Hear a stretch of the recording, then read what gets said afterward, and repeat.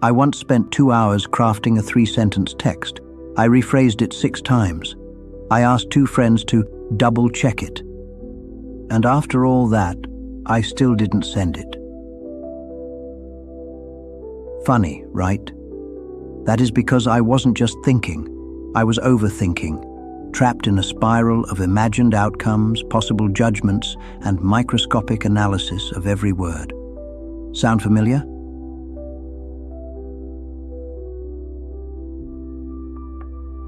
Welcome back to Realigned Life, a YouTube channel dedicated to helping viewers cultivate clarity, inner strength, personal growth, blending stoic wisdom and intentional living through mindset shifts, self-mastery tools, and practical wisdom. If you're ready to stop spiraling and start living purposefully, hit like, tap subscribe, and join the journey. Today we're diving into the dark side of overthinking, how it fuels procrastination, triggers anxiety, and causes us to miss life's opportunities. We'll share real-life examples and uncover the hidden links between overthinking, perfectionism, and fear of failure. Let's shed light on how to break free. Overthinking is when thinking becomes excessive and unproductive. It's not problem-solving. It's looping. It shows up as replaying past conversations, wondering what you should have said, worrying about the future in vivid detail, second-guessing every decision, struggling to sleep because your mind won't shut off. Here's the mystery. We overthink because we want certainty. But the more we overthink, the more uncertain we become. Our minds want to be prepared. If I just think about it one more time, I'll feel better. But instead of peace, we get paralysis. Instead of clarity, confusion. How overthinking fuels procrastination. Every task begins with choices. Seems simple, right? But to the overthinker, every choice carries weight, consequence, even risk. Should I write this email now or later? Is this the right font? Do I start with this project or the other? What starts as a simple task becomes a complex mental negotiation. We trick ourselves into thinking we're just being careful or strategic, but in reality, we're just stalling. Your brain has limited decision-making energy each day, called decision fatigue. Overthinking drains this supply rapidly. You get tired before you even begin the task. I remember a student who spent 45 minutes choosing which study resources to use instead of actually studying. At the end, she felt mentally exhausted and haven't even opened a book. More thinking doesn't always mean better decisions. It often means no decisions. 2. Fear of failure, when the mind becomes a mirror of doubt. Overthinking is often rooted in fear, not of effort but of imperfection. We imagine every possible way the task could go wrong. We zoom in on potential flaws, rejections, embarrassment, criticism. This fear isn't always loud. Sometimes it's a quiet whisper. What if it's not good enough? What if people laugh? What if I disappoint myself? This internal doubt fuels procrastination because delaying the task delays the potential pain of failing at it. Deeper insight. Overthinking is a defense mechanism. If I don't try, I can't fail. If I keep preparing, I don't have to risk being seen. But that safety comes at the cost of lost time, missed growth, and unrealized potential. I recall an entrepreneur who dedicated weeks refining a logo, rewriting their bio, perfecting their website copy, yet never launches the product. Because launching means risking judgment. What are you postponing? Not because it's hard, but because you're scared it won't be perfect. 3. Mental exhaustion. When thinking drains the will to act.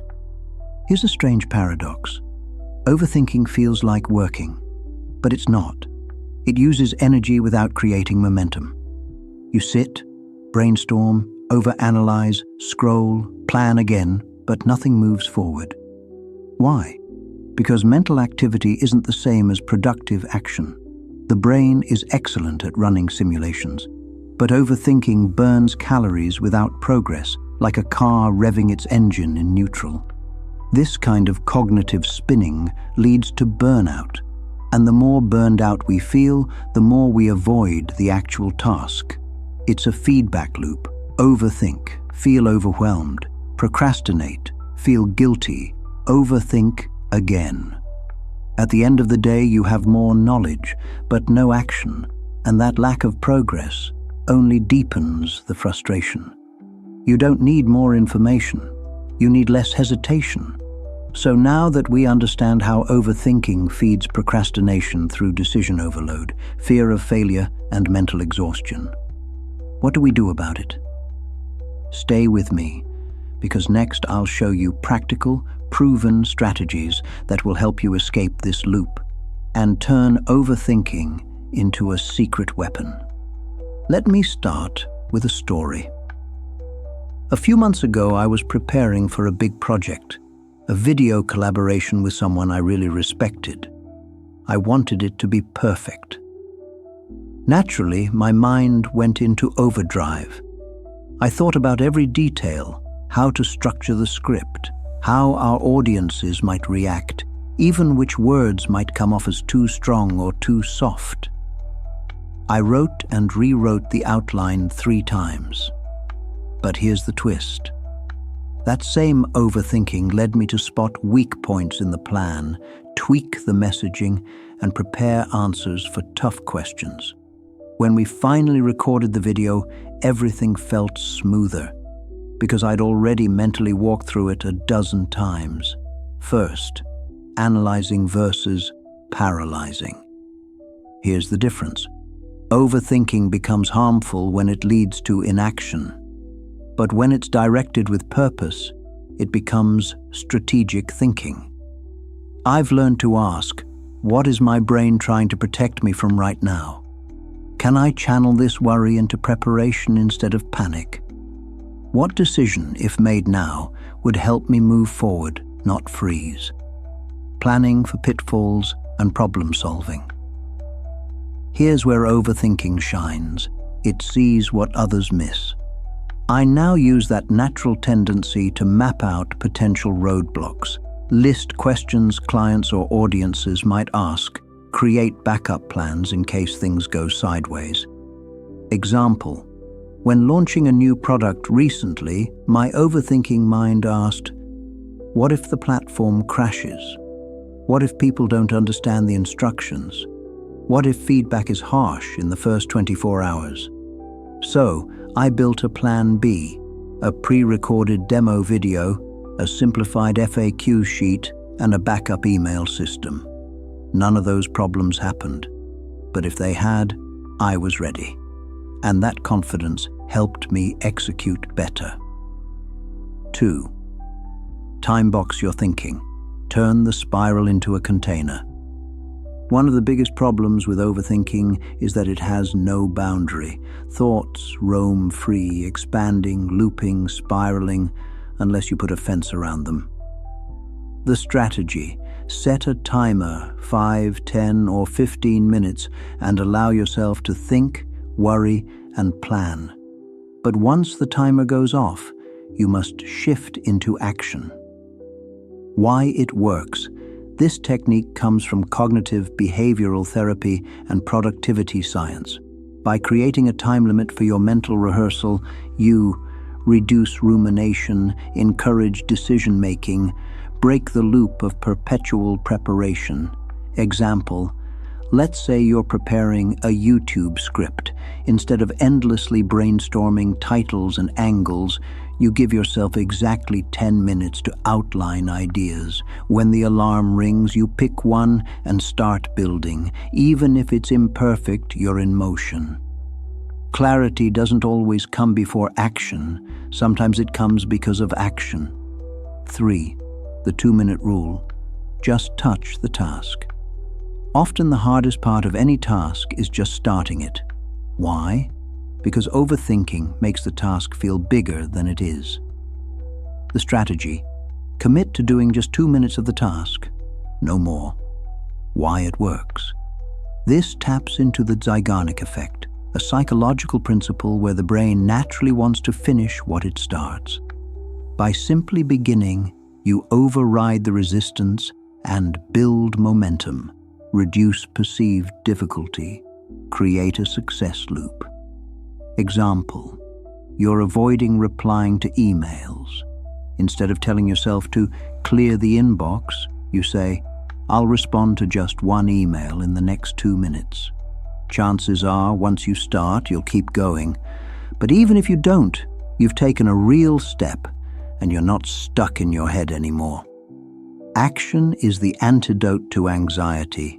2 minutes is all it takes to start the cure. 4. Embrace good enough. Escape the perfection trap. Here's the truth that overthinkers hate to admit: done is better than perfect. The strategy: aim for 80%, not 100%. You're not lowering your standards, you're freeing yourself to move forward. Why it works. Perfectionism is often just fear in disguise: fear of judgment, fear of criticism, fear of not being the best. But perfection is a moving target. It always shifts as you get closer. By accepting good enough, you create creative momentum, faster learning cycles, lower anxiety. Example: you keep reworking a project intro, but the rest never gets done. Instead, finish it at 80%, then refine later. Now you have something to improve. Yes, overthinking can sabotage your progress, but it can also be your superpower when used with intention. The key isn't to silence your mind, but to guide it. Turn your spirals into structure. Turn your anxiety into preparation. That's how you make overthinking work for you. Comment below. What's one way you've turned overthinking into a strength? Like if this shifted your perspective. Subscribe for more tools to turn your mind into an ally, not an obstacle.